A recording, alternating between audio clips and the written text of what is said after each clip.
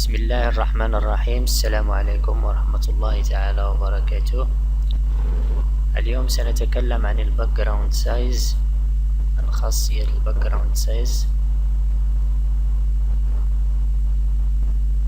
قمت هنا بإنشاء ديف عادي جدا بكلاس بلوك، وقمت بتنسيقه بهذا الشكل: ويدث 70% من عرض الشاشة، هايت 400 بكسل، مارجن وبوردر، ويظهر بهذا الشكل. سأقوم بإضافة باك جراوند ايمج. سأضيف باك جراوند ايمج URL. سأضع هذه الصورة كنترول S. الأبعاد الحقيقية لهذه الصورة هي 500 بكسل على 374 بكسل. هذا يعني بأن الويدث والهايت هنا أكبر من حجم الصورة. سأضغط على ريفريش. الصورة طبعا ستتكرر أفقيا وعموديا. إذا هنا تنتهي الصورة، هي تحتل فقط هذا الحيز. في الباك جراوند يظهر فقط الحيز الذي يمثل أبعاد الصورة. بعد ذلك تتكرر أفقيا وعموديا. طبعا لو وضعنا الباك جراوند نو ريبيت كما هو معروف، سيظهر البياض هنا وهنا، لكننا لن نقوم بذلك. سنضيف خاصية الباك جراوند سايز.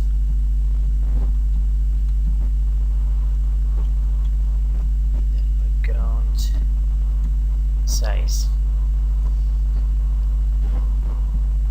مع الباك جراوند سايز، هي القيمة الافتراضية للباك جراوند سايز هي اوتو. يعني لو كتبت اوتو كما ترى هنا تم إضافة بريفكس. لو كتبت اوتو لن يتغير شيء. هذه هي القيمة الافتراضية للباك جراوند سايز حتى بدون كتابة الخاصية. يمكن أن أضع القيمة هنا بالبكسل.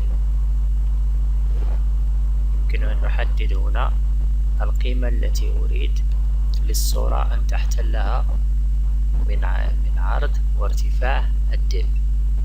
يعني لو وضعت هنا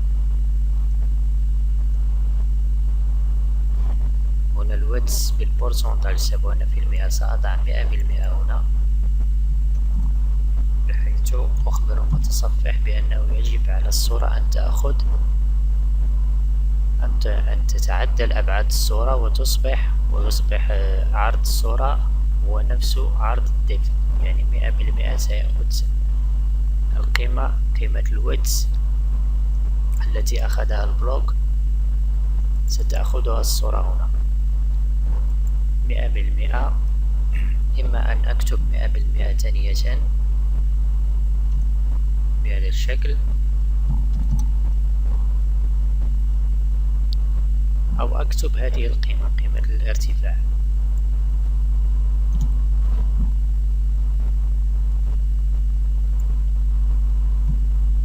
إذن هذه القيمة قيمة الويدث، وهذه قيمة الهايت. سأضيفها هنا أيضا، ثم أضغط على كنترول S. الذي سيحدث هنا الصورة ستأخذ الأبعاد وستملأ الديف. يمكنني أن أحدد نسبة أقل هنا. لو قلت 60%، يعني سأقول بأن الصورة يجب أن تأخذ أبعاد تساوي 60% من عرض الديف.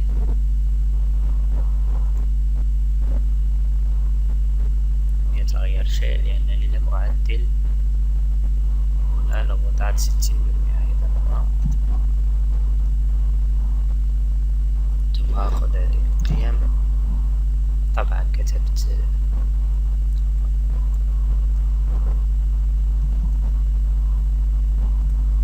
لم أغير هذه، هذا هو السبب.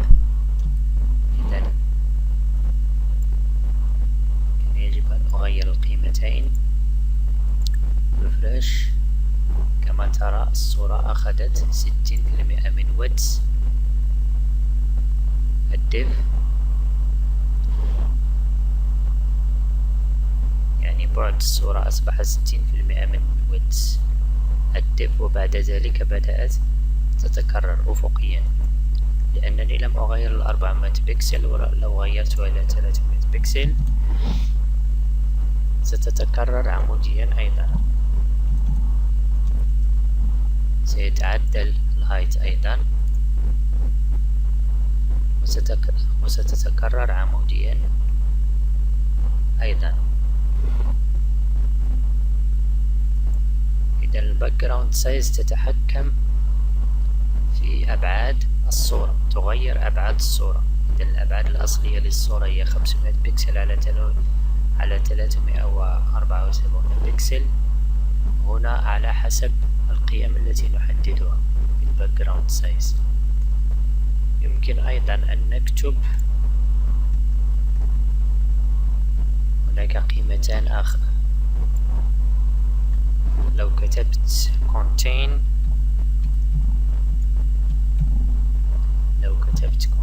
ما الذي سيحدث؟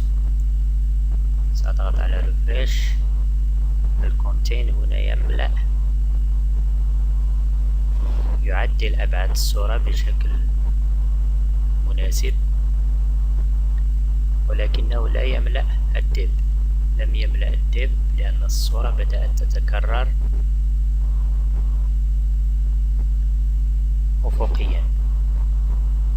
الويدث هنا 70%. يمكنني تغيير الويدث وذلك بتصغير الصورة. سأقوم بتصغير الصورة، ولو فعلت ذلك ستتكرر الصورة أيضا.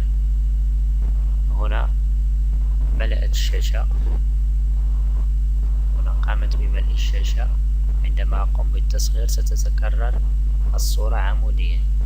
إذا الكونتين تعدل أبعاد الصورة بشكل مناسب، ولكنها تبدأ في التكرار. الويدث هنا، الهايت هنا أوتو مناسب للويدث بالنسبة للصورة، لذلك بدأ التكرار عمودي. عندما أقوم بتكبير الديف سأصل إلى نقطة تملأ فيه الصورة الديف، لكن عندما أكبر أكثر ستتكرر الصورة أفقيا. إذا الكونتين يملأ الشاشة بهذا الشكل، يملأ الديف عفوا بهذا الشكل. الأكثر استخداما هي الكوفر أو قيمة كوفر. الكوفر تقوم بملء الشاشة أيضا، ولكنها لا تقوم بالتكرار، لا تظهر التكرار. لو ضغطت هنا على الريفريش عدل أبعاد الصورة، ولكنها لا تظهر الصورة، لا تظهر بشكل كامل. يجب أن أكبر حتى سأقوم بالتصغير هنا. عندما أصغر هو دائما يملأها بشكل مناسب ويتجنب التكرار، وإذا لزم الأمر يظهر فقط جزءا من الصورة ولا يظهرها كلها، ولكنها يغطي كامل الديف، يعمل على تغطية كامل الديف. لو قمت بتكبيرها أكثر سأضغط على كنترول شيفت M، سأكتب هنا، سأحدد عرض كبير كما ترى هنا. كامل عرض الصورة ظاهر الآن، ولكن لا يظهر كامل الهايت، يعني يظهر فقط الجانب الأعلى من الصورة، الجانب الأسفل لا يظهر، ولكن كامل الويدث هو ظاهر. إذا الكوفر تقوم بتعديل الويدث والهايت بما يناسب وتتجنب التكرار، وإذا لزم الأمر تظهر فقط جزءا من الهايت أو جزءا من الويدث. إذن هذا هو الفرق بين الكوفر والكونتين، وهذه هي الباك جراوند سايز. دمتم في رعاية الله، والسلام عليكم ورحمة الله تعالى وبركاته.